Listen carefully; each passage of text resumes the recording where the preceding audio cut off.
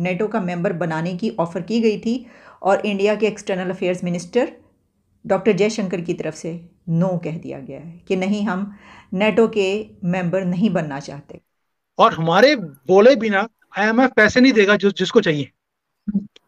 लेकिन सर ऐसा किएगा नहीं, क्योंकि आपको पता है ना हम लोग थोड़ा ऐसी चक्कर में रहते हैं कि कहाँ से मिलेगा। वैसे चाइना को हमने सुना था कुछ साल पहले तक कहा जाता था कि चाइना शायद सुपर पावर बन जाए एशिया में। उस वक्त तक का आप लोगों की इकोनॉमी वगैरह इतनी आगे नहीं गई थी, तब चाइना के बारे में बात की जाती थी। उसके बाद चाइना को टक्कर गए हमने कहा आ जाओ बेटा तुम्हें हम सुपर पावर बनाते हैं।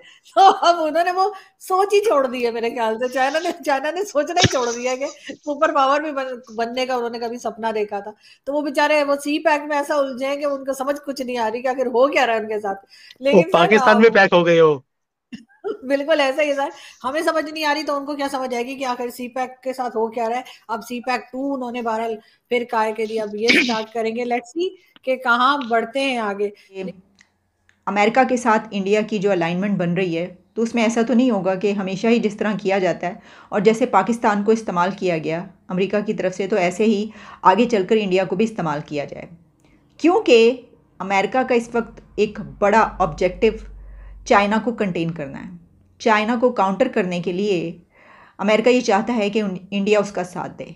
इसकी वजह यह है कि इंडिया एक बड़ा कंट्री है, एक बड़ी इकोनॉमी है, बहुत ह्यूज पॉपुलेशन है, उनके पास मिलिट्री इक्विपमेंट्स। और जय हिंद दोस्तों, आप सभी का स्वागत है द इंडियन काफिर चैनल के एक नए वीडियो में। दोस्तों, इस वीडियो में आलिया साहब बता रही हैं कि भारत ने नाटो की सदस्यता ज्वाइन करने से मना कर दिया है।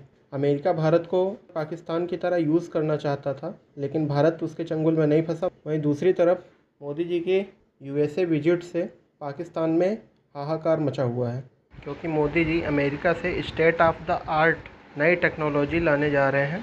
इस कारण से पाक मीडिया सख्ते में है। वीडियो बहुत इंटरेस्टिंग होने वाला है, वीडियो को पूरा देखिएगा। जो मामला है, देखिए, नेटो पे उन्होंने नो कर दिया, ये भी बड़ी बात है। इसकी वजह यह है कि किसी ऐसे अलायंस में शामिल ना होने के लिए नो करना भी बहुत बड़ी बात होती है। इसमें जैसा मैंने पहले कहा कि कमाल है नॉन अलाइनमेंट मूवमेंट का।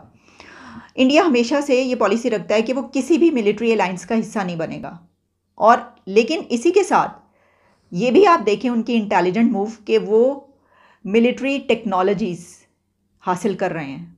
ऐसी टेक्नोलॉजीज़ भी ले रहे हैं जो जर्मनी उनको उनके मुल्क में आके ट्रांसफ़र कर रहा है। अभी जब आगे इंडिया के पीएम का विज़िट है अमेरिका में, तो अमेरिका में जो एक बड़ी डील की बात की जा रही है उसमें यही होगी कि जी उनके पास आकर वहाँ पर इंडिया में अपनी टेक्नोलॉजी ट्रांसफ़र करेगी। ये हो रहा है, लेकिन वो किसी ऐसे इत्तेहाद का हिस्सा नहीं बनना चाहते कि जो किसी जंग के आगाज़ का सबब बने या उनको किसी जंग में कूदना पड़े। बहुत ज्यादा पैनलिस्ट बात कर रहे हैं कि मोदी जी आ रहे हैं, एक ऐसा विजिट है जैसे कि कोई बादशाह आ रहा हो। तो मोदी जी का जो है वो विजिट होने वाला है यूएस में। बड़ी उसकी धूम है और बड़ी बातचीत चल रही है। और हमारे साथ एक हमारे और अभी आते हैं गेस्ट आते हैं साजिद तारड़ साहब अमेरिका से ही। तो उनका ये कहना है कि इस किस्म की तैयारियां या इतनी एक्साइटमेंट पहले किसी इंडियन प्राइम मिनिस्टर के लिए नहीं देखी गई जो इस वक्त तैयारी चल रही है। It is just a normal trip. I will give you some examples. America एक ऐसा कंट्री है जो मेरी नजर में कभी भी किसी का सगा नहीं रहा। जैसे मैं पाकिस्तान के लिए बोलता हूँ किसी का सगा नहीं है, हमारे मेजर गौरव वाले बोलते हैं कोई ऐसा सगा नहीं जिसको पाकिस्तान ने ठगा नहीं।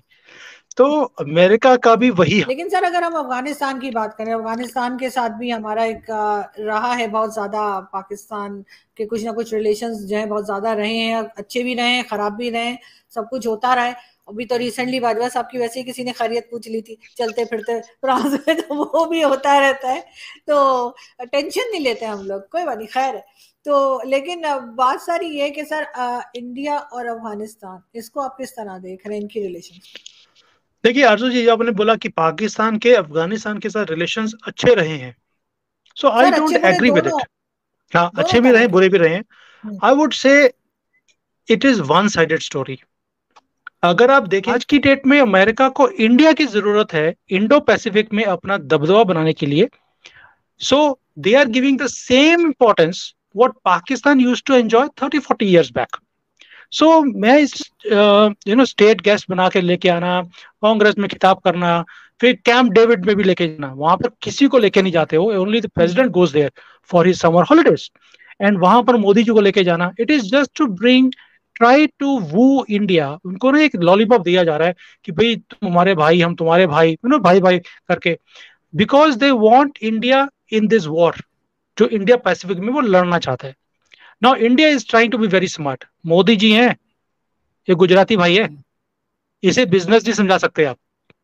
ही knows how to do business with one agenda only, ठीक है, आपको मेरी जरूरत है, what can you do for me, बड़ा सिंपल बिजनेस, आप मेरे लिए क्या करोगे। तो अमेरिका बोल रहा है भैया आपको क्या चाहिए, तो मुझे बोला मुझे वो टेक्नोलॉजी चाहिए जो आप किसी को देते नहीं हो, you give me, I support you. मैं आपकी जंग लड़ूंगा नहीं, हाँ आपको सपोर्ट करूंगा। We are a big country, we have enough resources, we can fight because we are on the border with China. आपको जो भी हेल्प चाहिए इंडियन ओशन में और भी चाहिए, I can do it, but I need technologies. यही काम हमने जर्मनी के साथ किया रिसेंटली, अब उनकी सबमरीन्स इंडिया में बनेगी। अब ये जो एमका के जो ये जो फाइटर जेट्स के हमारे पास इंजन आने वाले हैं, we are not going to assemble. मैं कई पाकिस्तानी चैनल्स पे देख रहा था, वो बोल रहे थे ये असेंबल होंगे इंडिया में। Sorry, we are not a factory for the world.